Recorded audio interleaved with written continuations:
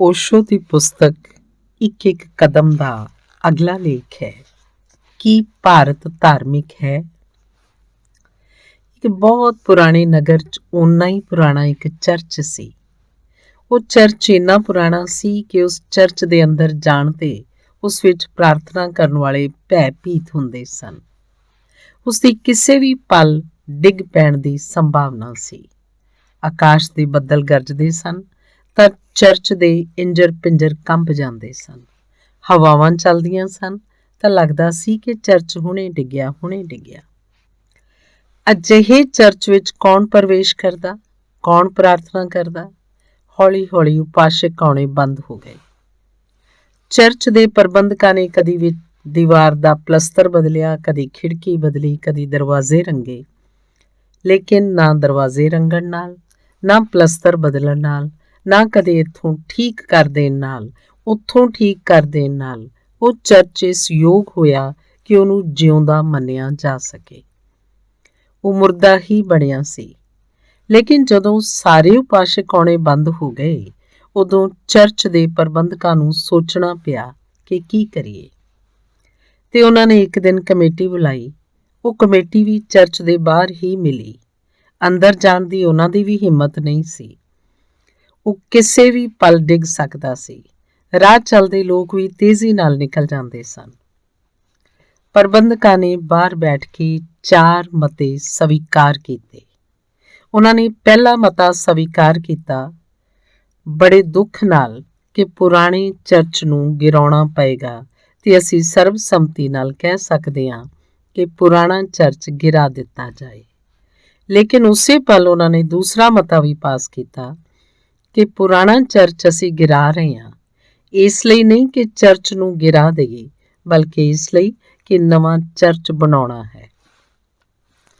ਦੂਸਰਾ ਮਤਾ ਕੀਤਾ ਕਿ ਇਹ ਨਵਾਂ ਚਰਚ ਜਲਦੀ ਤੋਂ ਜਲਦੀ ਬਣਾਇਆ ਜਾਏ। ਤੀਸਰਾ ਮਤਾ ਉਹਨਾਂ ਨੇ ਇਹ ਕੀਤਾ ਕਿ ਨਵੇਂ ਚਰਚ ਵਿੱਚ ਪੁਰਾਣੇ ਚਰਚ ਦੀਆਂ ਇੱਟਾਂ ਲਗਾਈਆਂ ਜਾਣ, ਪੁਰਾਣੇ ਚਰਚ ਦੇ ਹੀ ਦਰਵਾਜ਼ੇ ਲਗਾਏ ਜਾਣ, ਪੁਰਾਣੇ ਚਰਚ ਦੀ ਸ਼ਕਲ ਦਾ ਹੀ ਨਵਾਂ ਚਰਚ ਬਣਾਇਆ ਜਾਏ, ਪੁਰਾਣੇ ਚਰਚ ਦੇ ਜੋ ਆਧਾਰ ਹਨ, ਬੁਨਿਆਦਾਂ ਹਨ, ਉਸੇ ਉੱਪਰ ਹੀ ਨਵਾਂ ਚਰਚ ਖੜਾ ਕੀਤਾ ਜਾਏ। ਠੀਕ ਪੁਰਾਣੀ ਜਗ੍ਹਾ ਉੱਤੇ, ਠੀਕ ਪੁਰਾਣੇ ਸਮਾਨ ਨਾਲੋਂ ਬਣਾਇਆ ਜਾਏ। ਇਸ ਨੂੰ ਵੀ ਉਹਨਾਂ ਨੇ ਸਰਬਸੰਮਤੀ ਨਾਲ ਸਵੀਕਾਰ ਕੀਤਾ। ਤੇ ਫਿਰ ਚੌਥਾ ਮਤਾ ਉਹਨਾਂ ਨੇ ਪਾਸ ਕੀਤਾ, ਉਹ ਵੀ ਸਰਬਸੰਮਤੀ ਨਾਲ, ਤੇ ਉਹ ਇਹ ਕਿ ਜਦੋਂ ਤੱਕ ਨਵਾਂ ਚਰਚ ਨਾ ਬਣ ਜਾਏ, ਉਦੋਂ ਤੱਕ ਪੁਰਾਣਾ ਨਾ ਗਿਰਾਇਆ ਜਾਏ। ਉਹ ਪੁਰਾਣਾ ਚਰਚ ਅਜੇ ਵੀ ਖੜਾ ਹੈ। ਉਹ ਪੁਰਾਣਾ ਚਰਚ ਕਦੇ ਵੀ ਨਹੀਂ ਗਿਰੇਗਾ। ਲੇਕਿਨ ਉਸ ਵਿੱਚ ਕੋਈ ਸ਼ਰਧਾਲੂ ਹੁਣ ਨਹੀਂ ਜਾਂਦੇ। ਉਹ ਰਸਤੇ ਤੋਂ ਵੀ ਹੁਣ ਕੋਈ ਨਹੀਂ ਗੁਜ਼ਰਦਾ। ਉਸ ਪਿੰਡ ਦੇ ਲੋਕ ਹੌਲੀ ਹੌਲੀ ਭੁੱਲ ਹੀ ਗਏ ਹਨ ਕਿ ਕੋਈ ਚਰਚ ਵੀ ਹੈ। ਭਾਰਤ ਦੇ ਧਰਮ ਦੀ ਹਾਲਤ ਵੀ ਅਜਿਹੀ ਹੀ ਹੈ। ਉਹ ਇੰਨਾ ਪੁਰਾਣਾ ਹੋ ਚੁੱਕਿਆ ਹੈ, ਇੰਨਾ ਗਲਿਆ ਸੜਿਆ, ਇੰਨਾ ਮਰਿਆ ਹੋਇਆ ਕਿ ਹੁਣ ਉਹਦੇ ਨੇੜੇ ਤੇੜੇ ਕੋਈ ਨਹੀਂ ਜਾਂਦਾ। ਉਸ ਮਰੇ ਹੋਏ ਧਰਮ ਨਾਲ ਹੁਣ ਕਿਸੇ ਦਾ ਵੀ ਕੋਈ ਸਬੰਧ ਨਹੀਂ ਹੈ। ਲੇਕਿਨ ਉਹ ਜੋ ਧਰਮ ਦੇ ਪੁਰੋਹਤ ਹਨ, ਉਹ ਜੋ ਧਰਮ ਦੇ ਰਾਖੇ ਹਨ, ਉਸ ਪੁਰਾਣੇ ਨੂੰ ਬਦਲਣ ਲਈ ਤਿਆਰ ਨਹੀਂ ਹਨ। ਉਹ ਲਗਾਤਾਰ ਇਹੀ ਦੁਹਰਾ ਰਹੇ ਹਨ ਕਿ ਪੁਰਾਣਾ ਹੀ ਸੱਚ ਹੈ, ਉਹ ਪੁਰਾਣਾ ਹੀ ਜਿਉਂਦਾ ਹੈ, ਉਸ ਨੂੰ ਬਦਲਣ ਦੀ ਕੋਈ ਵੀ ਜ਼ਰੂਰਤ ਨਹੀਂ ਹੈ।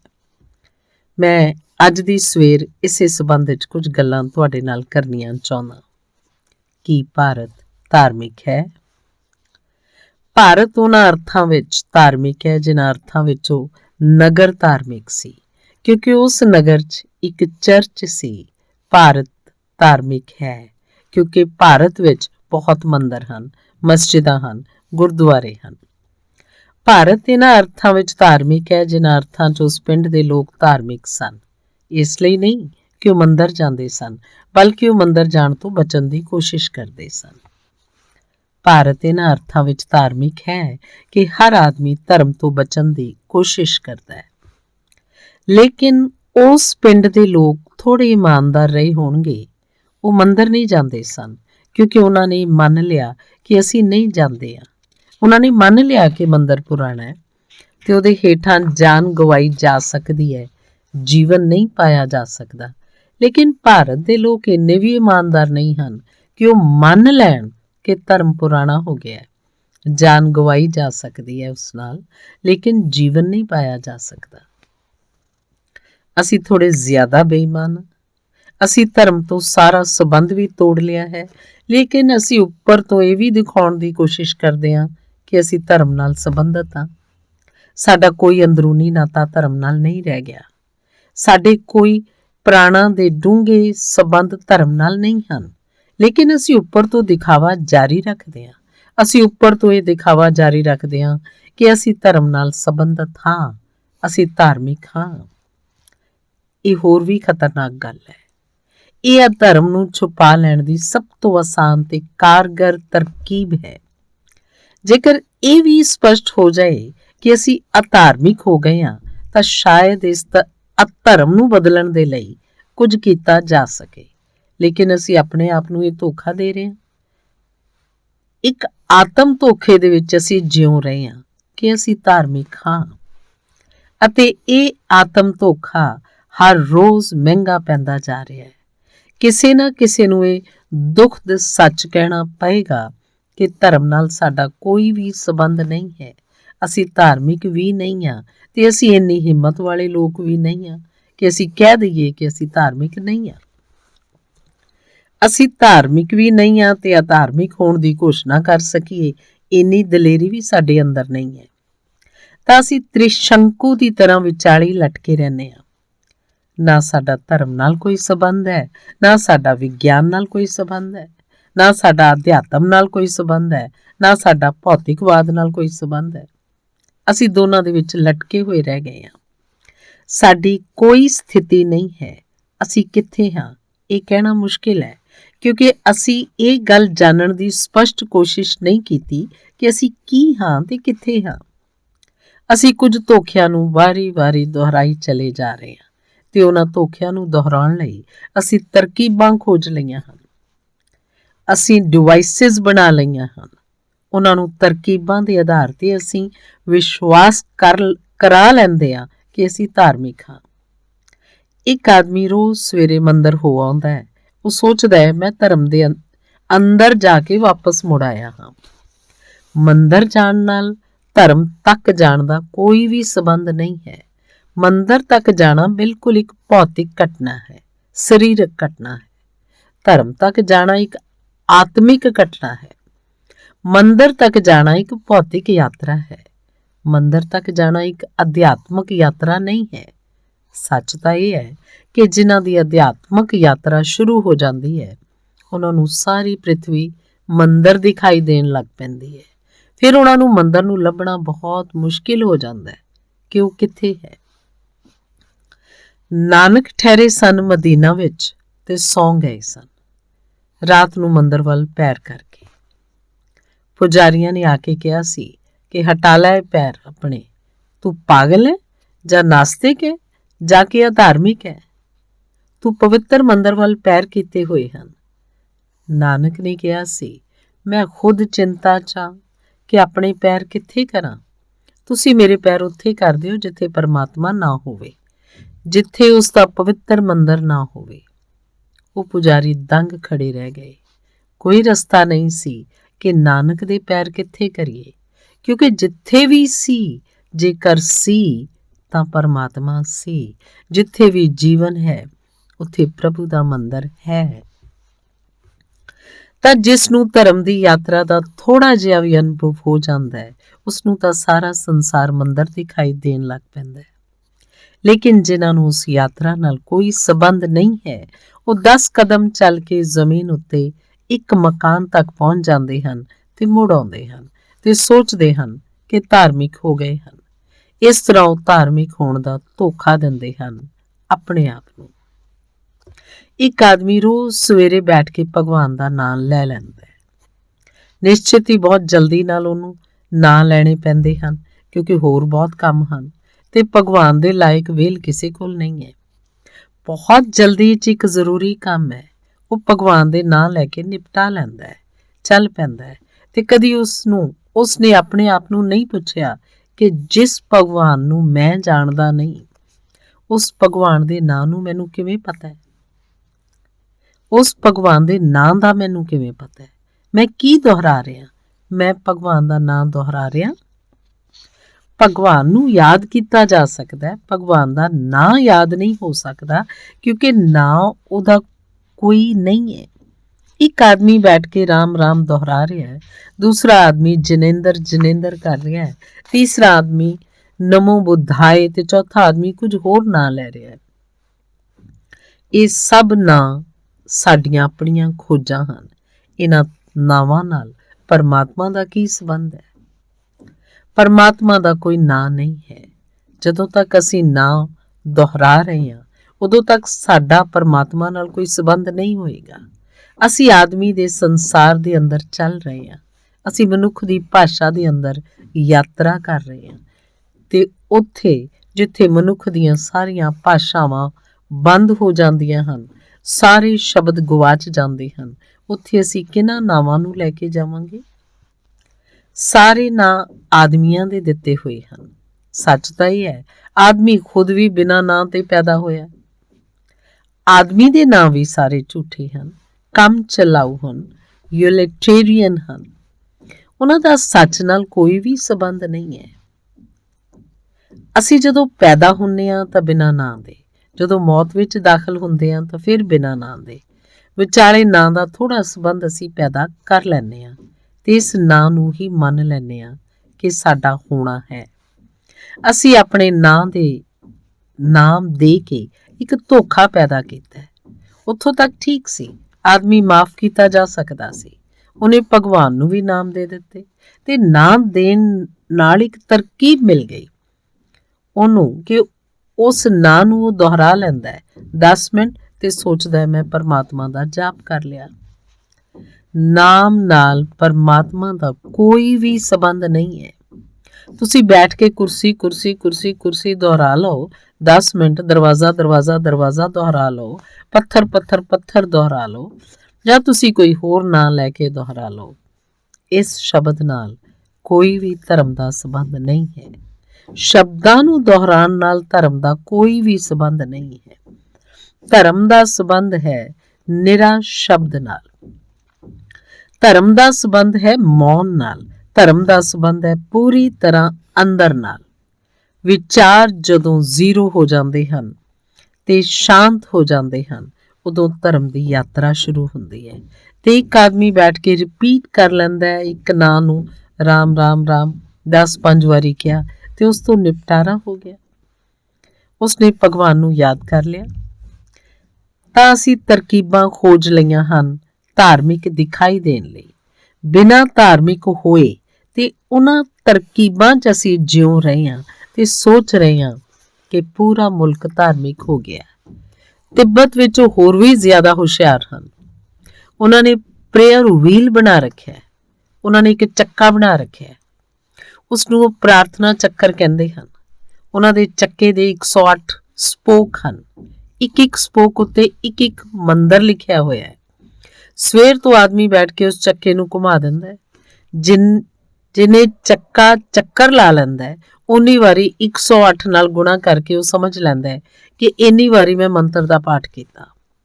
ਉਹ ਪ੍ਰੇਅਰ ਵੀਲ ਸਵੇਰ ਤੋਂ ਆਦਮੀ 10 ਵਾਰੀ ਘੁਮਾ ਦਿੰਦਾ ਹੈ, ਉਹ 100 ਵਾਰੀ ਘੁਮਾ ਜਾਂਦਾ ਹੈ।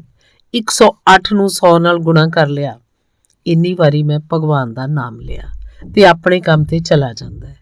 ਉਹ ਸਾਡੇ ਤੋਂ ਜ਼ਿਆਦਾ ਹੁਸ਼ਿਆਰ ਹੈ। ਨਾਮ ਲੈਣ ਦਾ ਝੰਜਟ ਉਹਨਾਂ ਨੇ ਛੱਡ ਦਿੱਤਾ ਹੈ। ਆਪਣਾ ਕੰਮ ਵੀ ਕਰਦੇ ਰਹਿੰਦੇ ਹੈ ਤੇ ਚੱਕਰ ਵੀ ਲਗਾਉਂਦੇ ਰਹਿੰਦੇ ਹੈ। ਅਸੀਂ ਵੀ ਇਹੀ ਕਰਦੇ ਹਾਂ। ਮਨ ਸਾਡਾ ਦੂਸਰਾ ਕੰਮ ਕਰਦਾ ਰਹਿੰਦਾ ਹੈ ਤੇ ਜ਼ਬਾਨ ਸਾਡੀ ਰਾਮ ਰਾਮ ਕਰਦੀ ਰਹਿੰਦੀ ਹੈ। ਜ਼ਬਾਨ ਰਾਮ ਰਾਮ ਕਰ ਰਹੀ ਹੋਵੇ ਜਾਂ ਇੱਕ ਪ੍ਰੇਅਰ ਵੀਲ ਉੱਤੇ ਰਾਮ ਰਾਮ ਲਿਖਿਆ ਹੋਵੇ, ਕੀ ਫਰਕ ਪੈਂਦਾ ਹੈ? ਅੰਦਰ ਮਨ ਸਾਡਾ ਕੁਝ ਹੋਰ ਕਰ ਰਿਹਾ ਹੈ। ਹੁਣ ਤਾਂ ਹੋਰ ਵਿਵਸਥਾ ਹੋ ਗਈ ਹੈ।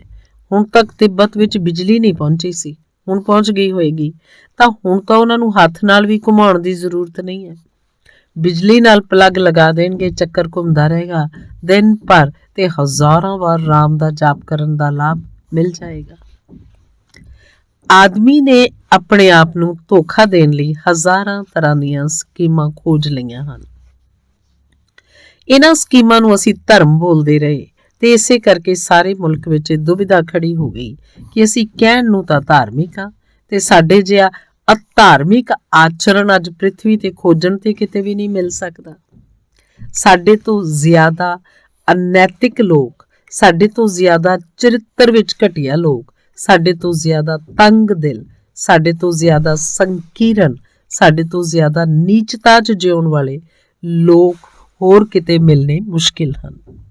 ਤੇ ਨਾਲ ਹੀ ਸਾਨੂੰ ਧਾਰਮਿਕ ਹੋਣ ਦਾ ਸੁੱਖ ਹੈ ਕਿ ਅਸੀਂ ਧਾਰਮਿਕ ਹਾਂ। ਇਹ ਦੋਵੇਂ ਗੱਲਾਂ ਇੱਕ ਨਾਲ ਚੱਲ ਰਹੀਆਂ ਹਨ। ਕੋਈ ਇਹ ਕਹਿਣ ਵਾਲਾ ਨਹੀਂ ਹੈ ਕਿ ਦੋਵੇਂ ਗੱਲਾਂ ਨਾਲ-ਨਾਲ ਕਿਵੇਂ ਚੱਲ ਸਕਦੀਆਂ ਹਨ। ਇਸ ਤਰ੍ਹਾਂ ਹੀ ਹੈ ਜਿਵੇਂ ਕਿਸੇ ਘਰ 'ਚ ਲੋਕਾਂ ਨੂੰ ਖਿਆਲ ਹੋਵੇ ਕਿ ਹਜ਼ਾਰਾਂ ਦੀਵੇ ਬਲ ਰਹੇ ਹਨ ਤੇ ਘਰ ਹਨੇਰੇ ਨਾਲ ਭਰਿਆ ਹੈ। ਹਰ ਆਦਮੀ ਟਕਰਾਉਂਦਾ ਹੋਵੇ, ਫਿਰ ਵੀ ਘਰ ਦੇ ਲੋਕ ਇਹ ਵਿਸ਼ਵਾਸ ਕਰਦੇ ਹੋਣ ਕਿ ਹਨੇਰਾ ਕਿੱਥੇ ਹੈ, ਦੀਵੇ ਬਲ ਗਏ ਹਨ। ਤੇ ਰੋਜ਼ ਹਰ ਆਦਮੀ ਟਕਰਾ ਕੇ ਡਿੱਗਦਾ ਹੋਵੇ, ਫਿਰ ਵੀ ਲੋਕ ਮੰਨਦੇ ਹੀ ਰਹਿਣ ਕਿ ਦੀਵੇ ਬਲ ਗਏ ਹਨ, ਰੌਸ਼ਨੀ ਹੈ, ਹਨੇਰਾ ਕਿੱਥੇ ਹੈ। ਸਾਡੀ ਹਾਲਤ ਅਜਿਹੀ ਹੀ ਕੰਟਰਾਡਿਕਟਰੀ, ਅਜਿਹੇ ਵਿਰੋਧਾਭਾਸ ਨਾਲ ਭਰੀ ਹੋਈ ਹੈ। ਜੀਵਨ ਸਾਨੂੰ ਰੋਜ਼ ਦੱਸਦਾ ਹੈ ਕਿ ਅਸੀਂ ਅਧਾਰਮਿਕ ਹਾਂ ਤੇ ਜੋ ਸਕੀਮਾਂ ਅਸੀਂ ਖੋਜ ਲਈਆਂ ਹਨ ਉਹ ਰੋਜ਼ ਸਾਨੂੰ ਦੱਸਦੀਆਂ ਹਨ ਕਿ ਅਸੀਂ ਧਾਰਮਿਕ ਹਾਂ। ਤਾਂ ਦੇਖੋ ਦੀਵਾਲੀ ਆ ਗਈ, ਸਾਰਾ ਮੁਲਕ ਧਾਰਮਿਕ ਹੋ ਰਿਹਾ ਹੈ। ਦੇਖੋ ਗਣੇਸ਼ ਉਤਸਵ ਆ ਗਿਆ, ਦੇਖੋ ਮਹਾਵੀਰ ਦਾ ਜਨਮ ਦਿਨ ਆ ਗਿਆ ਤੇ ਮੁਲਕ ਮੰਦਿਰਾਂ ਦੇ ਵੱਲ ਤੁਰਿਆ ਜਾ ਰਿਹਾ ਹੈ।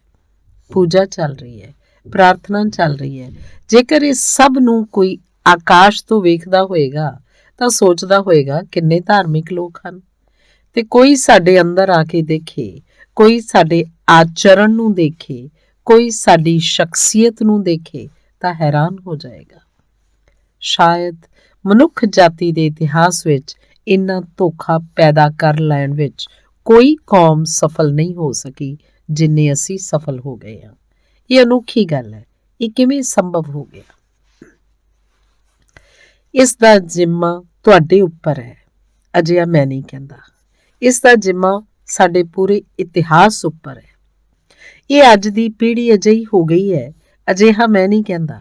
ਅੱਜ ਤੱਕ ਅਸੀਂ ਧਰਮਾਂ ਦੇ ਪ੍ਰਤੀ ਜੋ ਧਾਰਨਾ ਬਣਾਈ ਹੈ ਉਸ ਵਿੱਚ ਬੁਨਿਆਦੀ ਭੁੱਲ ਹੈ ਤੇ ਇਸ ਲਈ ਅਸੀਂ ਬਿਨਾਂ ਧਾਰਮਿਕ ਹੋਏ ਧਾਰਮਿਕ ਹੋਣ ਦੇ ਖਿਆਲ ਨਾਲ ਭਰ ਗਏ ਹਾਂ।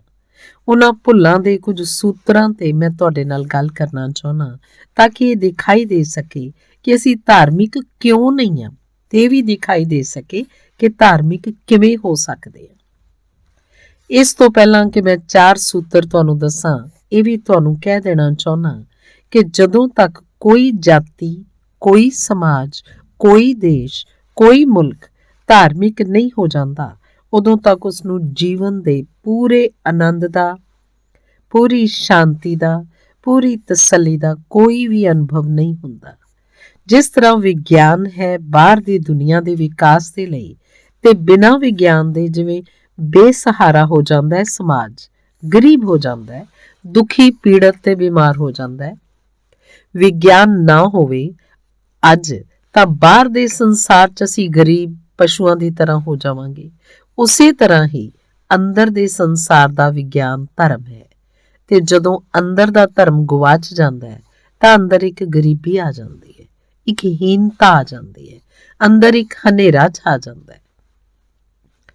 ਤੇ ਅੰਦਰ ਦਾ ਹਨੇਰਾ ਬਾਹਰ ਦੇ ਹਨੇਰੇ ਤੋਂ ਜ਼ਿਆਦਾ ਖਤਰਨਾਕ ਹੈ ਕਿਉਂਕਿ ਬਾਹਰ ਦਾ ਹਨੇਰਾ 2 ਪੈਸੇ ਦੇ ਦੀਵੇ ਨੂੰ ਖਰੀਦ ਕੇ ਮਿਟਾਇਆ ਜਾ ਸਕਦਾ ਹੈ, ਲੇਕਿਨ ਅੰਦਰ ਦਾ ਹਨੇਰਾ ਤਾਂ ਉਦੋਂ ਹੀ ਮਿਟਦਾ ਹੈ ਜਦੋਂ ਆਤਮਾ ਦਾ ਦੀਵਾ ਜਗ ਜਾਏ ਤੇ ਉਹ ਦੀਵਾ ਕਿਤੋਂ ਬਾਜ਼ਾਰ ਵਿੱਚੋਂ ਖਰੀਦਣ ਤੇ ਨਹੀਂ ਮਿਲਦਾ। ਉਸ ਦੀਵੇ ਨੂੰ ਜਗਾਉਣ ਲਈ ਤਾਂ ਮਿਹਨਤ ਕਰਨੀ ਪੈਂਦੀ ਹੈ, ਸੰਕਲਪ ਕਰਨਾ ਪੈਂਦਾ ਹੈ, ਸਾਧਨਾ ਕਰਨੀ ਪੈਂਦੀ ਹੈ। ਇਸ ਦੀਵੇ ਨੂੰ ਜਗਾਉਣ ਲਈ ਤਾਂ ਜੀਵਨ ਨੂੰ ਨਵੀਂ ਦਿਸ਼ਾ 'ਚ ਚਲਾਉਣਾ ਪੈਂਦਾ ਹੈ। ਲੇਕਿਨ ਇੰਨਾ ਨਿਸ਼ਚਿਤ ਹੈ ਕਿ ਅੱਜ ਤੱਕ ਪ੍ਰਿਥਵੀ ਤੇ ਸਭ ਤੋਂ ਪ੍ਰਸੰਨ ਤੇ ਆਨੰਦਿਤ ਲੋਕ ਉਹ ਵੀ ਸਨ ਜੋ ਧਾਰਮਿਕ ਸਨ। ਉਹਨਾਂ ਨੇ ਹੀ ਇਸ ਧਰਤੀ ਤੇ ਸਵਰਗ ਅਨੁਭਵ ਕੀਤਾ। ਉਹਨਾਂ ਲੋਕਾਂ ਨੇ ਇਸ ਜੀਵਨ ਦੇ ਪੂਰੇ ਆਨੰਦ ਨੂੰ, ਤਸੱਲੀ ਨੂੰ ਅਨੁਭਵ ਕੀਤਾ। ਉਹਨਾਂ ਦੇ ਜੀਵਨ ਵਿੱਚ ਹੀ ਅੰਮ੍ਰਿਤ ਦੀ ਵਰਖਾ ਹੋਈ ਜੋ ਧਾਰਮਿਕ ਸਨ। ਧਾਰਮਿਕ ਹੋਏ ਬਿਨਾਂ ਕੋਈ ਰਸਤਾ ਨਹੀਂ ਹੈ, ਲੇਕਿਨ ਧਾਰਮਿਕ ਹੋਣ ਦੇ ਲਈ ਸਭ ਤੋਂ ਵੱਡੀ ਰੁਕਾਵਟ ਇਸ ਗੱਲ ਨਾਲ ਪੈ ਗਈ ਕਿ ਅਸੀਂ ਇਸ ਗੱਲ ਨੂੰ ਮੰਨ ਕੇ ਬੈਠ ਗਏ ਹਾਂ ਕਿ ਅਸੀਂ ਧਾਰਮਿਕ ਹਾਂ। ਫਿਰ ਹੁਣ ਹੋਰ ਕੁਝ ਕਰਨ ਦੀ ਜ਼ਰੂਰਤ ਨਹੀਂ ਰਹਿ ਗਈ। ਇੱਕ ਭਿਖਾਰੀ ਮੰਨ ਲੈਂਦਾ ਹੈ ਕਿ ਮੈਂ ਸਮਰਾਟ ਹਾਂ, ਗੱਲ ਖਤਮ ਹੋ ਗਈ। ਫਿਰ ਉਹਨੂੰ ਸਮਰਾਟ ਬਣਨ ਲਈ ਕੋਸ਼ਿਸ਼ ਕਰਨ ਦਾ ਕੋਈ ਸਵਾਲ ਨਾ ਰਿਹਾ। ਸਸਤੀ ਤਰਕੀਬ ਲੱਭ ਲਈ, ਸਮਰਾਟ ਬਣ ਗਏ ਕਲਪਨਾ ਕਰਕੇ। ਅਸਲ 'ਚ ਸਮਰਾਟ ਬਣਨ ਲਈ ਮਿਹਨਤ ਕਰਨੀ ਪੈਂਦੀ ਹੈ, ਯਾਤਰਾ ਕਰਨੀ ਪੈਂਦੀ ਹੈ, ਸੰਘਰਸ਼ ਕਰਨਾ ਪੈਂਦਾ ਹੈ। ਉਹਨੇ ਸੁਪਨਾ ਦੇਖ ਲਿਆ ਸਮਰਾਟ ਹੋਣ ਦਾ, ਲੇਕਿਨ ਉਸ ਭਿਖਾਰੀ ਨੂੰ ਅਸੀਂ ਪਾਗਲ ਕਹਾਂਗੇ, ਕਿਉਂਕਿ ਪਾਗਲ ਦਾ ਇਹੀ ਲੱਛਣ ਹੈ ਕਿ ਉਹ ਜੋ ਨਹੀਂ ਹੈ ਉਹ ਆਪਣੇ ਆਪ ਨੂੰ ਮੰਨ ਲੈਂਦਾ ਹੈ। ਮੈਂ ਸੁਣਿਆ ਕਿ ਇੱਕ ਪਾਗਲਖਾਨੇ ਦਾ ਨਹਿਰੂ ਨਿਰੀਖਣ ਕਰਨ ਗਏ ਸਨ। ਉਸ ਪਾਗਲਖਾਨੇ 'ਚ ਜਾ ਕੇ ਉਹਨਾਂ ਨੇ ਪੁੱਛਿਆ ਕਿ ਕੀ ਕਦੀ ਕੋਈ ਇੱਥੇ ਠੀਕ ਹੁੰਦਾ, ਸਵਸਥ ਹੁੰਦਾ, ਰੋਗ ਤੋਂ ਮੁਕਤ ਹੁੰਦਾ? ਤਾਂ ਪਾਗਲਖਾਨੇ ਦੇ ਅਧਿਕਾਰੀਆਂ ਨੇ ਕਿਹਾ, ਨਿਸ਼ਚਿਤ ਹੀ ਅਕਸਰ ਲੋਕ ਠੀਕ ਹੋ ਕੇ ਚਲੇ ਜਾਂਦੇ ਹਨ। ਹੁਣੇ ਇੱਕ ਆਦਮੀ ਠੀਕ ਹੋਇਆ ਤਾਂ ਅਸੀਂ ਉਹਨੂੰ 3 ਦਿਨ ਪਹਿਲਾਂ ਛੱਡਣ ਵਾਲੇ ਸੀ, ਲੇਕਿਨ ਅਸੀਂ ਰੋਕ ਰੱਖਿਆ ਕਿ ਤੁਹਾਡੇ ਹੱਥੋਂ ਅਸੀਂ ਮੁਕਤ ਕਰਾਵਾਂਗੇ। ਉਸ ਪਾਗਲ ਨੂੰ ਲਿਆਂਦਾ ਗਿਆ ਜੋ ਠੀਕ ਹੋ ਗਿਆ। ਉਹਨੂੰ ਨਹਿਰੂ ਨਾਲ ਮਿਲਾਇਆ ਗਿਆ। ਨਹਿਰੂ ਨੇ ਉਹਨੂੰ ਸ਼ੁਭ ਕਾਮਨਾ ਦਿੱਤੀ ਕਿ ਤੁਸੀਂ ਠੀਕ ਹੋ ਗਏ ਹੋ, ਬਹੁਤ ਚੰਗਾ ਹੈ। ਚਲਦੇ ਚਲਦੇ ਉਸ ਆਦਮੀ ਨੂੰ ਪੁੱਛਿਆ ਕਿ ਮੈਂ ਤੁਹਾਡਾ ਨਾਂ ਨਹੀਂ ਪੁੱਛ ਸਕਿਆ ਕਿ ਤੁਸੀਂ ਕੌਣ ਹੋ? ਨਹਿਰੂ ਨੇ ਕਿਹਾ, ਮੇਰਾ ਨਾਂ ਜਵਾਹਰ ਲਾਲ ਨਹਿਰੂ ਹੈ। ਉਹ ਆਦਮੀ ਹੱਸਣ ਲੱਗ ਪਿਆ। ਉਹਨੇ ਕਿਹਾ, ਤੁਸੀਂ ਘਬਰਾਓ ਨਾ, ਕੁਝ ਦਿਨ ਤੁਸੀਂ ਵੀ ਇਸ ਜੇਲ੍ਹ 'ਚ ਰਹਿ ਜਾਓਗੇ ਤਾਂ ਠੀਕ ਹੋ ਜਾਓਗੇ। ਪਹਿਲਾਂ ਮੈਨੂੰ ਵੀ ਇਹੀ ਖਿਆਲ ਸੀ ਕਿ ਮੈਂ ਜਵਾਹਰ ਲਾਲ ਨਹਿਰੂ ਹਾਂ। 3 ਸਾਲ ਪਹਿਲਾਂ ਜਦੋਂ ਇੱਥੇ ਆਇਆ ਸੀ ਤਾਂ ਮੈਨੂੰ ਵੀ ਇਹੀ ਭਰਮ ਸੀ। ਇਹੀ ਭਰਮ ਮੈਨੂੰ ਵੀ ਹੋ ਗਿਆ ਸੀ ਕਿ ਮੈਂ ਜਵਾਹਰ ਲਾਲ ਨਹਿਰੂ ਹਾਂ। ਲੇਕਿਨ 3 ਸਾਲਾਂ 'ਚ ਇਹਨਾਂ ਸਾਰੇ ਅਧਿਕਾਰੀਆਂ ਦੀ ਕਿਰਪਾ ਨਾਲ ਮੈਂ ਬਿਲਕੁਲ ਠੀਕ ਹੋ ਗਿਆ। ਮੇਰਾ ਇਹ ਭਰਮ ਮਿਟ ਗਿਆ ਹੈ। ਤੁਸੀਂ ਵੀ ਘਬਰਾਓ ਨਾ, ਤੁਸੀਂ ਵੀ 2-3 ਸਾਲ ਰਹਿ ਜਾਓਗੇ ਤਾਂ ਠੀਕ ਹੋ ਸਕਦੇ ਹੋ। ਆਦਮੀ ਦੇ ਪਾਗਲਪਨ ਦੇ ਲੱਛਣ ਇਹ ਹਨ ਕਿ ਉਹ ਜੋ ਹੈ ਨਹੀਂ ਸਮਝ ਸਕਦਾ ਤੇ ਜੋ ਨਹੀਂ ਹੈ ਉਸ ਦੇ ਨਾਲ ਹੀ ਮੇਲ ਕਰ ਲੈਂਦਾ ਹੈ ਕਿ ਉਹ ਮੈਂ ਹਾਂ। ਭਾਰਤ ਨੂੰ ਮੈਂ ਧਾਰਮਿਕ ਅਰਥਾਂ 'ਚ ਇੱਕ ਉਲਝੀ ਹੋਈ ਹਾਲਤ ਵਿੱਚ ਸਮਝਦਾ ਹਾਂ, ਇੱਕ ਮੈਡਨੈਸ ਦੀ ਹਾਲਤ ਵਿੱਚ ਸਮਝਦਾ। ਅਸੀਂ ਧਾਰਮਿਕ ਨਹੀਂ ਹਾਂ ਤੇ ਆਪਣੇ ਆਪ ਨੂੰ ਧਾਰਮਿਕ ਸਮਝ ਰਹੇ ਹਾਂ। ਲੇਕਿਨ ਇਹ ਦੁਰਘਟਨਾ ਕਿਵੇਂ ਸੰਭਵ ਹੋ ਸਕੀ? ਇਹ ਦੁਰਘਟਨਾ ਕਿਵੇਂ ਵਧੀ ਫੁੱਲੀ? ਇਹ ਕਿਵੇਂ ਹੋ ਸਕਿਆ? ਉਸ ਦੇ ਹੋਣ ਦੇ ਕੁਝ ਸੂਤਰ ਉੱਪਰ ਤੁਹਾਡੇ ਨਾਲ ਗੱਲ ਕਰਨੀ ਹੈ। ਪਹਿਲਾ ਸੂਤਰ, ਭਾਰਤ ਧਾਰਮਿਕ ਨਹੀਂ ਹੋ ਸਕਿਆ ਕਿਉਂਕਿ ਭਾਰਤ ਨੇ ਧਰਮ ਦੀ ਇੱਕ ਧਾਰਨਾ ਵਿਕਸਿਤ ਕੀਤੀ ਜੋ ਪ੍ਰਲੌਕਿਕ ਸੀ, ਜੋ ਮੌਤ ਤੋਂ ਬਾਅਦ ਦੇ ਜੀਵਨ ਦੇ ਸੰਬੰਧ ਵਿੱਚ ਵਿਚਾਰ ਕਰਦੀ ਸੀ, ਜੋ ਇਸ ਜੀਵਨ ਦੇ ਸੰਬੰਧ ਵਿੱਚ ਵਿਚਾਰ ਨਹੀਂ ਕਰਦੀ ਸੀ। ਸਾਡੇ ਹੱਥ ਵਿੱਚ ਇਹ ਜੀਵਨ ਹੈ, ਮੌਤ ਤੋਂ ਬਾਅਦ ਦਾ ਜੀਵਨ ਅਜੇ ਸਾਡੇ ਹੱਥ ਵਿੱਚ ਨਹੀਂ ਹੈ। ਹੋਵੇਗਾ ਤਾਂ ਮਰਨ ਤੋਂ ਬਾਅਦ ਹੋਏਗਾ।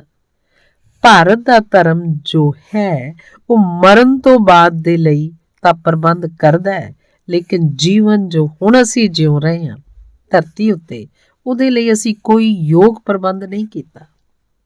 ਸੁਭਾਵਕ ਨਤੀਜਾ ਇਹ ਹੋਇਆ ਕਿ ਇਹ ਜੀਵਨ ਕੁਦਰਤੀ ਸਾਡਾ ਅਧਾਰਮਿਕ ਹੁੰਦਾ ਚਲਾ ਗਿਆ ਤੇ ਉਸ ਜੀਵਨ ਦੇ ਪ੍ਰਬੰਧ ਦੇ ਲਈ ਜੋ ਕੁਝ ਅਸੀਂ ਕਰ ਸਕਦੇ ਸੀ, ਥੋੜਾ ਬਹੁਤ ਉਹ ਅਸੀਂ ਕਰਦੇ ਰਹੇ। ਕਦੀ ਧਿਆਨ ਕਰਦੇ ਰਹੇ, ਕਦੀ ਤੀਰਥ ਯਾਤਰਾ ਕਰਦੇ ਰਹੇ, ਕਦੀ ਗੁਰੂ ਦੀ ਸ਼ਾਸਤਰਾਂ ਦੇ ਚਰਨਾਂ ਦੀ ਸੇਵਾ ਕਰਦੇ ਰਹੇ। ਫਿਰ ਅਸੀਂ ਇਹ ਵਿਸ਼ਵਾਸ ਕੀਤਾ ਕਿ ਜ਼ਿੰਦਗੀ ਬੀਤ ਜਾਣ ਦਿਓ, ਜਦੋਂ ਬੁੱਢੇ ਹੋ ਜਾਵਾਂਗੇ ਉਦੋਂ ਧਰਮ ਦੀ ਚਿੰਤਾ ਕਰ ਲਵਾਂਗੇ। ਜੇਕਰ ਕੋਈ ਜਵਾਨ ਆਦਮੀ ਦਿਲਚਸਪੀ ਲੈਂਦਾ ਹੈ ਧਰਮ ਵਿੱਚ ਤਾਂ ਘਰ ਦੇ ਵੱਡੇ ਬੁੱਢੇ ਕਹਿੰਦੇ ਨੇ, ਅਜੇ ਤੇਰੀ ਉਮਰ ਨਹੀਂ ਹੈ ਕਿ ਤੂੰ ਧਰਮ ਦੀਆਂ ਗੱਲਾਂ ਕਰੇ, ਅਜੇ ਤੇਰੀ ਉਮਰ ਨਹੀਂ, ਅਜੇ ਖੇਡਣ ਖਾਣ ਦੇ ਮੌਜ ਮੇਲੇ ਦੇ ਦਿਨ ਹਨ। ਇਹ ਤਾਂ ਬੁੱਢਿਆਂ ਦੀਆਂ ਗੱਲਾਂ ਹਨ ਤੇ ਜਦੋਂ ਆਦਮੀ ਬੁੱਢਾ ਹੋ ਜਾਂਦਾ ਹੈ ਉਦੋਂ ਧਰਮ ਦੀਆਂ ਗੱਲਾਂ ਕਰਦਾ ਹੈ। ਮੰਦਿਰਾਂ 'ਚ ਜਾ ਕੇ ਦੇਖੋ, ਮਸਜਿਦਾਂ 'ਚ ਜਾ ਕੇ ਦੇਖੋ, ਉੱਥੇ ਬੁੱਢੇ ਲੋਕ ਦਿਖਾਈ ਦੇਣਗੇ, ਉੱਥੇ ਜਵਾਨ ਆਦਮੀ ਸ਼ਾਇਦ ਹੀ ਕਦੀ ਦਿਖਾਈ ਦੇਵੇ। ਕਿਉਂ? ਅਸੀਂ ਇਹ ਧਾਰਨਾ ਬਣਾ ਲਈ ਕਿ ਧਰਮ ਦਾ ਸੰਬੰਧ ਹੈ ਉਸ ਲੋਕ ਨਾਲ, ਮੌਤ ਤੋਂ ਬਾਅਦ ਜੋ ਜੀਵਨ ਹੈ ਉਸ ਨਾਲ। ਤਾਂ ਜਦੋਂ ਅਸੀਂ ਮਰਨ ਦੇ ਨੇੜੇ ਪਹੁੰਚਾਂਗੇ ਉਦੋਂ ਵਿਚਾਰ ਕਰਾਂਗੇ। ਫਿਰ ਜੋ ਬਹੁਤ ਹੁਸ਼ਿਆਰ ਸਨ, ਉਹਨਾਂ ਨੇ ਕਿਹਾ, ਮਰਦੇ ਪਲ 'ਚ ਜੇਕਰ ਇੱਕ ਵਾਰੀ ਰਾਮ ਦਾ ਨਾਮ ਵੀ ਲੈ ਲਓ, ਰਾਮ ਦਾ ਜਾਪ ਕਰ ਲਓ, ਗੀਤਾ ਸੁਣ ਲਓ, ਗਾਇਤਰੀ ਸੁਣ ਲਓ, ਨਮੋਕਾਰ ਮੰਤਰ ਕੰਨ 'ਚ ਪਾ ਦਿਓ, ਆਦਮੀ ਪਾਰ ਹੋ ਜਾਂਦਾ ਹੈ। ਤਾਂ ਜੀਵਨ ਭਰ ਪਰੇਸ਼ਾਨ ਹੋਣ ਦੀ ਜ਼ਰੂਰਤ ਕੀ ਹੈ? ਮਰਦੇ ਮਰਦੇ ਆਦਮੀ ਦੇ ਕੰਨ ਵਿੱਚ ਮੰਤਰ ਪਾ ਦਿੰਦੇ ਹਨ ਤੇ ਨਿਪਟਾਰਾ ਹੋ ਜਾਂਦਾ ਹੈ। ਆਦਮੀ ਧਾਰਮਿਕ ਹੋ ਜਾਂਦਾ ਹੈ। ਇੱਥੋਂ ਤੱਕ ਬੇਈਮਾਨ ਲੋਕਾਂ ਨੇ ਕਹਾਣੀਆਂ ਘੜ ਦਿੱਤੀਆਂ ਹਨ ਕਿ ਇੱਕ ਆਦਮੀ ਮਰ ਰਿਹਾ ਸੀ, ਉਹਦੇ ਲੜਕੇ ਦਾ ਨਾਂ ਨਾਰਾਇਣ ਸੀ। ਮਰਦੇ ਵਕਤ ਉਹਨੇ ਆਪਣੇ ਲੜਕੇ ਨੂੰ ਬੁਲਾਇਆ, ਨਾਰਾਇਣ ਤੂੰ ਕਿੱਥੇ ਹੈ? ਤੇ ਭਗਵਾਨ ਧੋਖੇ 'ਚ ਆ ਗਏ। ਉਹ ਸਮਝੇ ਕਿ ਮੈਨੂੰ ਬੁਲਾਉਂਦਾ ਹੈ ਤੇ ਉਹਨੂੰ ਸਵਰਗ ਭੇਜ ਦਿੱਤਾ। ਅਜਿਹੇ ਬੇਈਮਾਨ ਲੋਕ, ਅਜਿਹੇ ਧੋਖੇਬਾਜ਼ ਲੋਕ ਜਿਨ੍ਹਾਂ ਨੇ ਅਜਿਹੀਆਂ ਕਹਾਣੀਆਂ ਘੜੀਆਂ ਹੋਣਗੀਆਂ, ਅਜਿਹੇ ਸ਼ਸਤਰ ਰਚੇ ਹੋਣਗੇ, ਅਜਿਹੇ ਸ਼ਾਸਤਰ ਰਚੇ ਹੋਣਗੇ, ਉਹਨਾਂ ਨੇ ਇਸ ਮੁਲਕ ਦੇ ਅਧਾਰਮਿਕ ਹੋਣ ਦਾ ਸਾਰਾ ਪ੍ਰਬੰਧ ਕਰ ਦਿੱਤਾ। ਇਹ ਦੇਸ਼ ਧਾਰਮਿਕ ਨਹੀਂ ਹੋ ਸਕਿਆ 5000 ਸਾਲਾਂ ਦੇ ਯਤਨ ਦੇ ਬਾਅਦ ਵੀ, ਕਿਉਂਕਿ ਅਸੀਂ ਜੀਵਨ ਨਾਲ ਧਰਮ ਦਾ ਸੰਬੰਧ ਨਹੀਂ ਜੋੜਿਆ, ਮੌਤ ਨਾਲ ਧਰਮ ਦਾ ਸੰਬੰਧ ਜੋੜਿਆ ਹੈ। ਤਾਂ ਠੀਕ ਹੈ, ਮਰਨ ਤੋਂ ਬਾਅਦ ਉਹ ਗੱਲ ਇੰਨੀ ਦੂਰ ਹੈ ਕਿ ਜੋ ਅਜੇ ਜਿਉਂਦਾ ਹੈ ਉਹਨੂੰ ਉਹਦਾ ਖਿਆਲ ਵੀ ਨਹੀਂ ਹੋ ਸਕਦਾ ਸੀ। ਬੱਚਿਆਂ ਨੂੰ ਕਿਵੇਂ ਉਹਦਾ ਖਿਆਲ ਹੋ ਸਕਦਾ ਹੈ? ਅਜੇ ਬੱਚਿਆਂ ਨੂੰ ਮੌਤ ਦਾ ਕੋਈ ਸਵਾਲ ਨਹੀਂ ਹੈ, ਜਵਾਨਾਂ ਨੂੰ ਮੌਤ ਦਾ ਕੋਈ ਸਵਾਲ ਨਹੀਂ ਹੈ। ਸਿਰਫ ਉਹ ਲੋਕ ਜੋ ਮੌਤ ਦੇ ਨੇੜੇ ਪਹੁੰਚਣ ਲੱਗੇ ਤੇ ਮੌਤ ਦਾ ਪਰਛਾਵਾਂ ਜਿਨ੍ਹਾਂ ਉੱਪਰ ਪੈਣ ਲੱਗਿਆ, ਉਹਨਾਂ ਬਜ਼ੁਰਗਾਂ ਦੇ ਲਈ ਧਰਮ ਦਾ ਵਿਚਾਰ ਜ਼ਰੂਰੀ ਸੀ। ਤੇ ਯਾਦ ਰਹੇ, ਬੁੱਢਿਆਂ ਤੋਂ ਜੀਵਨ ਨਹੀਂ ਬਣਦਾ, ਜੀਵਨ ਬੱਚਿਆਂ ਤੇ ਜਵਾਨਾਂ ਤੋਂ ਬਣਦਾ ਹੈ। ਜੋ ਜੀਵਨ ਤੋਂ ਵਿਦਾ ਹੋਣ ਲੱਗਣਗੇ ਉਹ ਬਜ਼ੁਰਗ, ਤਾਂ ਬਜ਼ੁਰਗ ਜੇਕਰ ਧਾਰਮਿਕ ਹੋ ਵੀ ਜਾਣ ਤਾਂ ਜੀਵਨ ਧਾਰਮਿਕ ਨਹੀਂ ਹੋਏਗਾ, ਕਿਉਂਕਿ ਬਜ਼ੁਰਗ ਧਾਰਮਿਕ ਹੁੰਦੇ ਹੁੰਦੇ ਵਿਦਾਈ ਦੇ ਸਥਾਨ ਤੇ ਪਹੁੰਚ ਜਾਣਗੇ, ਉਹ ਚਲੇ ਜਾਣਗੇ। ਜਿਨ੍ਹਾਂ ਨਾਲ ਜੀਵਨ ਬਣਦਾ ਹੈ, ਜੋ ਜੀਵਨ ਦਾ ਸੰਦੇਸ਼ ਦੇਣ ਵਾਲੇ ਹਨ, ਉਹਨਾਂ ਛੋਟੇ ਬੱਚਿਆਂ ਤੇ ਜਵਾਨਾਂ ਨਾਲ ਧਰਮ ਦਾ ਕੀ ਸੰਬੰਧ? ਉਹਨਾਂ ਦੇ ਲਈ ਧਰਮ ਨੇ ਕੋਈ ਵੀ ਵਿਵਸਥਾ ਨਹੀਂ ਦੱਸੀ ਕਿ ਉਹ ਕਿਵੇਂ ਧਾਰਮਿਕ ਹੋਣ। ਫਿਰ ਜਦੋਂ ਪਰਲੋਕ ਸੰਬੰਧੀ ਗੱਲ ਹੋ ਗਈ, ਧਰਮ ਦੀ ਤਾਂ ਘੱਟ ਹੀ ਲੋਕਾਂ ਲਈ ਚਿੰਤਾ ਰਹੀ, ਕਿਉਂਕਿ ਪਰਲੋਕ ਇੰਨਾ ਦੂਰ ਹੈ ਕਿ ਆਮ ਆਦਮੀ ਦੇ ਲਈ ਉਹਦੀ ਚਿੰਤਾ ਕਰਨੀ ਔਖੀ ਹੈ। ਕੁਝ ਲੋਕ ਜੋ ਬਹੁਤ ਲਾਲਚੀ ਹਨ, ਇੰਨੇ ਲਾਲਚੀ ਹਨ ਕਿ ਉਹ ਇਸ ਜੀਵਨ ਦਾ ਵੀ ਇੰਤਜ਼ਾਮ ਕਰਨਾ ਚਾਹੁੰਦੇ ਹਨ ਤੇ ਮਰਨ ਤੋਂ ਬਾਅਦ ਦਾ ਵੀ ਇੰਤਜ਼ਾਮ ਕਰਨਾ ਚਾਹੁੰਦੇ ਹਨ। ਜਿਨ੍ਹਾਂ ਦਾ ਗਰੀਡ, ਜਿਨ੍ਹਾਂ ਦਾ ਲੋਭ ਇੰਨਾ ਜ਼ਿਆਦਾ ਹੈ, ਉਹ ਲੋਕ ਕੁਝ ਧਾਰਮਿਕ ਹੋਣ ਦਾ ਵਿਚਾਰ ਕਰਦੇ ਹਨ। ਜਿਨ੍ਹਾਂ ਦਾ ਲੋਭ ਥੋੜਾ ਘੱਟ ਹੈ, ਉਹ ਫਿਕਰ ਨਹੀਂ ਕਰਦੇ ਕਿ ਮਰਨ ਤੋਂ ਬਾਅਦ ਜੋ ਹੋਏਗਾ ਦੇਖਿਆ ਜਾਏਗਾ। ਤਾਂ ਅਜੀਬ ਗੱਲ ਹੋ ਗਈ, ਸਾਡੇ ਵਿੱਚ ਜੋ ਸਭ ਤੋਂ ਜ਼ਿਆਦਾ ਲਾਲਚੀ ਲੋਕ ਹਨ, ਉਹ ਲੋਕ ਸੰਨਿਆਸੀ ਹੋ ਜਾਂਦੇ ਹਨ, ਕਿਉਂਕਿ ਉਹਨਾਂ ਨੇ ਇੱਕ ਹੀ ਜੀਵਨ ਦਾ ਇੰਤਜ਼ਾਮ ਨਹੀਂ ਕਰਨਾ, ਉਹਨਾਂ ਨੇ ਅਗਲੇ ਜੀਵਨ ਦਾ ਇੰਤਜ਼ਾਮ ਵੀ ਕਰਨਾ ਹੈ। ਲੇਕਿਨ ਜੋ ਆਮ ਲਾਲਚ ਦੇ ਲੋਕ ਹਨ, ਉਹ ਕਹਿੰਦੇ ਹਨ ਠੀਕ ਹੈ, ਮਕਾਨ ਬਣ ਜਾਏ, ਧਨ ਹੋ ਜਾਏ, ਫਿਰ ਦੇਖਿਆ ਜਾਏਗਾ, ਮੌਤ ਜਦੋਂ ਆਏਗੀ ਉਦੋਂ ਦੇਖਾਂਗੇ, ਹੁਣੇ ਮੌਤ ਦਾ ਇੰਨਾ ਵਿਚਾਰ ਕਰਨ ਦੀ ਜ਼ਰੂਰਤ ਨਹੀਂ ਹੈ। ਤੇ ਕੋਈ ਸਿਹਤਮੰਦ ਲੱਛਣ ਨਹੀਂ ਹਨ। ਜੋ ਆਦਮੀ ਜਿਉਂਦਾ ਰਹਿੰਦੇ ਹੋਇਆਂ ਮੌਤ ਦਾ ਬਹੁਤ ਚਿੰਤਨ ਕਰਦਾ ਹੈ, ਉਹ ਸਿਹਤਮੰਦ ਨਹੀਂ ਹੈ, ਉਹ ਬਿਮਾਰ ਹੈ, ਉਹ ਪੀੜਤ ਹੈ। ਉਸ ਆਦਮੀ ਦੀ ਜੀਵਨ ਸ਼ਕਤੀ 'ਚ ਕਿਤੇ ਕੋਈ ਕਮੀ ਹੈ, ਉਹ ਜਿਉਣ ਦੀ ਕਲਾ ਨਹੀਂ ਜਾਣਦਾ, ਇਸ ਲਈ ਮੌਤ ਦੇ ਬਾਰੇ ਸੋਚਣਾ ਸ਼ੁਰੂ ਕਰ ਦਿੱਤਾ। ਸਵਾਮੀ ਰਾਮ ਤੀਰਥ ਜਾਪਾਨ ਗਏ। ਜਿਸ ਜਹਾਜ਼ ਤੇ ਉਹ ਸਨ, ਇੱਕ 90 ਸਾਲਾਂ ਦਾ ਜਰਮਨ ਬੁੱਢਾ ਚੀਨੀ ਭਾਸ਼ਾ ਸਿੱਖ ਰਿਹਾ ਸੀ। ਹੁਣ ਚੀਨੀ ਭਾਸ਼ਾ ਸਿੱਖਣੀ ਬਹੁਤ ਔਖੀ ਗੱਲ ਹੈ। ਸ਼ਾਇਦ ਮਨੁੱਖ ਦੀਆਂ ਜਿੰਨੀਆਂ ਭਾਸ਼ਾਵਾਂ ਹਨ, ਉਹਨਾਂ ਵਿੱਚੋਂ ਸਭ ਤੋਂ ਔਖੀ ਭਾਸ਼ਾ ਹੈ, ਕਿਉਂਕਿ ਚੀਨੀ ਭਾਸ਼ਾ ਦੇ ਕੋਈ ਵਰਣ ਅੱਖਰ ਨਹੀਂ ਹੁੰਦੇ, ਕੋਈ ਕ ਖ ਗ ਨਹੀਂ ਹੁੰਦਾ। ਇਹ ਤਾਂ ਚਿੱਤਰਾਂ ਦੀ ਭਾਸ਼ਾ ਹੈ। ਇੰਨੇ ਚਿੱਤਰਾਂ ਨੂੰ ਸਿੱਖਣਾ 90 ਸਾਲ ਦੀ ਉਮਰ ਵਿੱਚ, ਅੰਦਾਜ਼ਨ ਕਿਸੇ ਆਦਮੀ ਨੂੰ 10 ਸਾਲ ਲੱਗ ਜਾਂਦੇ ਹਨ ਚੀਨੀ ਭਾਸ਼ਾ ਸਿੱਖਣ ਵਿੱਚ। ਤਾਂ 90 ਸਾਲ ਦਾ ਬੁੱਢਾ ਸਿੱਖ ਰਿਹਾ ਹੈ ਸਵੇਰ ਤੋਂ ਸ਼ਾਮ। ਕੀ ਇਹ ਸਿੱਖ ਸਕੇਗਾ? ਸਿੱਖਣ ਤੋਂ ਪਹਿਲਾਂ ਉਹਦੇ ਮਰ ਜਾਣ ਦੀ ਸੰਭਾਵਨਾ ਹੈ। ਤੇ ਜੇਕਰ ਅਸੀਂ ਇਹ ਵੀ ਮੰਨ ਲਈਏ ਬਹੁਤ ਆਸ਼ਾਵਾਦੀ ਹੋ ਕੇ ਕਿ ਜਿਉਂਦਾ ਰਹੇਗਾ 10-15 ਸਾਲ, ਤਾਂ ਵੀ ਉਸ ਭਾਸ਼ਾ ਦੀ ਵਰਤੋਂ ਕਦੋਂ ਕਰੇਗਾ? ਜਿਸ ਚੀਜ਼ ਨੂੰ 10 ਸਾਲ ਸਿੱਖਣ 'ਚ ਲੱਗ ਜਾਣ, ਜੇਕਰ 10-25 ਸਾਲ ਉਹਦੀ ਵਰਤੋਂ ਲਈ ਨਾ ਮਿਲਣ ਤਾਂ ਉਹ ਸਿੱਖਣਾ ਵਿਅਰਥ ਹੈ। ਲੇਕਿਨ ਉਹ ਬੁੱਢਾ ਸਵੇਰ ਤੋਂ ਸ਼ਾਮ ਤੱਕ ਡੈਸਕ ਉੱਪਰ ਬੈਠਾ ਹੈ ਤੇ ਸਿੱਖ ਰਿਹਾ। ਰਾਮ ਤੀਰਥ ਦੇ ਬਰਦਾਸ਼ਤ ਤੋਂ ਬਾਹਰ ਹੋ ਗਿਆ। ਉਹਨਾਂ ਨੇ ਜਾ ਕੇ ਤੀਸਰੇ ਦਿਨ ਉਹਨੂੰ ਕਿਹਾ ਕਿ ਮਾਫ਼ ਕਰਨਾ, ਮੈਂ ਤੁਹਾਨੂੰ ਰੁਕਾਵਟ ਪਾਉਣਾ ਚਾਹੁੰਦਾ। ਇੱਕ ਗੱਲ ਮੈਂ ਪੁੱਛਣੀ ਹੈ, ਤੁਸੀਂ ਇਹ ਕੀ ਕਰ ਰਹੇ ਹੋ? ਇਹ ਚੀਨੀ ਭਾਸ਼ਾ ਤੁਸੀਂ ਕਦੋਂ ਸਿੱਖ ਸਕੋਗੇ? ਤੁਹਾਡੀ ਉਮਰ ਤਾਂ 90 ਸਾਲ ਹੋ ਗਈ ਹੈ। ਉਸ ਬੁੱਢੇ ਆਦਮੀ ਨੇ ਰਾਮ ਤੀਰਥ ਵੱਲ ਵੇਖਿਆ ਤੇ ਉਹਨੇ ਕਿਹਾ ਕਿ ਜਦੋਂ ਤੱਕ ਮੈਂ ਜਿਉਂਦਾ ਉਦੋਂ ਤੱਕ ਜਿਉਂਦਾ, ਤੇ ਜਦੋਂ ਤੱਕ ਮੈਂ ਜਿਉਂਦਾ ਉਦੋਂ ਤੱਕ ਮਰ ਨਹੀਂ ਗਿਆ। ਤੇ ਮਰਨ ਦਾ ਅਸੀਂ ਚਿੰਤਨ ਕਰੀਏ ਕਿ ਕੱਲ ਮੈਂ ਮਰ ਜਾਵਾਂਗਾ ਤਾਂ ਇਹ ਤਾਂ ਮੈਨੂੰ ਜਨਮ ਦੇ ਪਹਿਲੇ ਦਿਨ ਤੋਂ ਹੀ ਵਿਚਾਰ ਕਰਨਾ ਪੈਂਦਾ ਕਿ ਕੱਲ ਮੈਂ ਮਰ ਸਕਦਾ, ਕਦੀ ਵੀ ਮਰ ਸਕਦਾ, ਤਾਂ ਫਿਰ ਮੈਂ ਜਿਉ ਹੀ ਨਹੀਂ ਸਕਦਾ। ਲੇਕਿਨ 90 ਸਾਲ ਮੈਂ ਜਿਉਇਆ ਹਾਂ ਤੇ ਜਦੋਂ ਤੱਕ ਮੈਂ ਜਿਉ ਰਿਹਾ ਉਦੋਂ ਤੱਕ ਮੈਂ ਸਿੱਖਾਂਗਾ, ਜ਼ਿਆਦਾ ਤੋਂ ਜ਼ਿਆਦਾ ਜਾਣਾਂਗਾ, ਜ਼ਿਆਦਾ ਤੋਂ ਜ਼ਿਆਦਾ ਜੀਵਾਂਗਾ, ਕਿਉਂਕਿ ਜਦੋਂ ਤੱਕ ਜੀ ਰਿਹਾ ਉਦੋਂ ਤੱਕ ਇੱਕ ਇੱਕ ਪਲ ਦੀ ਪੂਰੀ ਵਰਤੋਂ ਕਰਨੀ ਜ਼ਰੂਰੀ ਹੈ ਕਿ ਮੇਰਾ ਪੂਰਾ ਆਤਮ ਵਿਕਾਸ ਹੋਵੇ। ਤੇ ਉਹਨੇ ਰਾਮ ਤੀਰਥ ਨੂੰ ਪੁੱਛਿਆ ਕਿ ਤੁਹਾਡੀ ਉਮਰ ਕਿੰਨੀ ਹੈ? ਰਾਮ ਤੀਰਥ ਤਾਂ ਸਿਰਫ 32 ਸਾਲਾਂ ਦੇ ਸਨ। ਉਹ ਬਹੁਤ ਸ਼ਰਮਾਏ ਹੋਣਗੇ ਮਨ ਵਿੱਚ ਤੇ ਕਿਹਾ ਸਿਰਫ 32 ਸਾਲ। ਤਾਂ ਉਸ ਬੁੱਢੇ ਆਦਮੀ ਨੇ ਜੋ ਕਿਹਾ ਸੀ ਉਹ ਪੂਰੇ ਭਾਰਤ ਨੂੰ ਸੁਣ ਲੈਣਾ ਚਾਹੀਦਾ ਹੈ। ਉਸ ਬੁੱਢੇ ਨੇ ਕਿਹਾ ਸੀ, ਤੈਨੂੰ ਦੇਖ ਕੇ ਮੈਂ ਸਮਝਦਾ ਕਿ ਤੁਹਾਡੀ ਕੌਮ ਬੁੱਢੀ ਕਿਉਂ ਹੋ ਗਈ ਹੈ। ਤੁਹਾਡੀ ਪੂਰੀ ਕੌਮ ਤੋਂ ਜੋਬਨ, ਸ਼ਕਤੀ, ਊਰਜਾ ਕਿਉਂ ਚਲੀ ਗਈ ਹੈ। ਤੁਸੀਂ ਸਿਰਫ ਮੁਰਦੇ ਦੀ ਤਰ੍ਹਾਂ ਜਿਉ ਰਹੇ ਹੋ ਧਰਤੀ ਉੱਪਰ, ਕਿਉਂਕਿ ਤੁਸੀਂ ਮੌਤ ਦੇ ਸੰਬੰਧ ਵਿੱਚ ਬਹੁਤ ਜ਼ਿਆਦਾ ਵਿਚਾਰ ਕਰਦੇ ਹੋ ਤੇ ਜੀਵਨ ਦੇ ਸੰਬੰਧ ਵਿੱਚ ਜ਼ਰਾ ਵੀ ਨਹੀਂ। ਧੰਨਵਾਦ।